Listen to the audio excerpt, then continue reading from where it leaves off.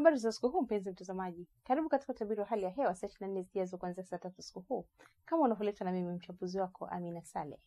Kwa usiku huu ni matarajio yetu kuwa maeneo yote ya nchi yetu yanatarajiwa kuwa makavu na hali ya baridi inatarajiwa kuendelea katika maeneo ya nyanda za juu kusini magharibi na kiwango cha chini cha joto kinatarajiwa kuwa nyuzi joto 10 katika mkoa wa Njombe. Kwa siku ya kesho ni matarajio yetu kuwa upepo wa bahari utavuma kwa kasi ya kilomita 30 kwa saa kwa pwani yote.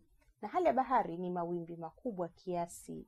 Katika ziwa Victoria, ziwa Rukwa na ziwa Nyasa, upepo unatarajiwa kuvuma kwa kasi ya kilomita 20 kwa saa. Na hali ya ziwa ni mawimbi madogo. Katika ziwa Tanganyika, upepo unatarajiwa kuvuma kwa kasi ya kilomita 10 hadi 20 kwa saa. Na hali ya ziwa ni mawimbi madogo. Baadhi ya maeneo yanayozunguka ziwa Victoria, hususan mikoa ya Kagera, Geita, Mwanza na Mara, kunatarajiwa kuwa na hali ya mawingu kiasi, mvua na ngurumo na vipindi vya jua katika maeneo machache. Na hali hii inatarajiwa kujitokeza katika mkoa wa Kigoma. Maeneo ya ukanda wote wa pwani yanatarajiwa kuwa na hali ya mawingu kiasi, mvua nyepesi na vipindi vya jua katika maeneo machache.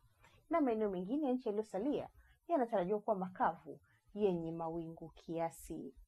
Na sasa tuangalie utabiri wa siku 4 zijazo. Dar es Salaam, kiwango cha juu cha joto kinatarajiwa kuwa nyuzi joto 31. Dodoma, hali ya mawingu kiasi inatarajiwa. Mwanza, mvua na ngurumo zinatarajiwa. Kilimanjaro, kiwango cha juu cha joto kinatarajiwa kuwa nyuzi joto 32. Mbeya, kiwango cha chini cha joto kinatarajiwa kuwa nyuzi joto 10. Morogoro, hali ya mawingu kiasi na kiwango cha juu cha joto cha nyuzi joto 32 kinatarajiwa. Arusha, hali ya mawingu kiasi inatarajiwa. Kutoka mamlaka ya hali ya hewa, tunasema asante kwa kuwa nasi na tunatakieni wakati mwema.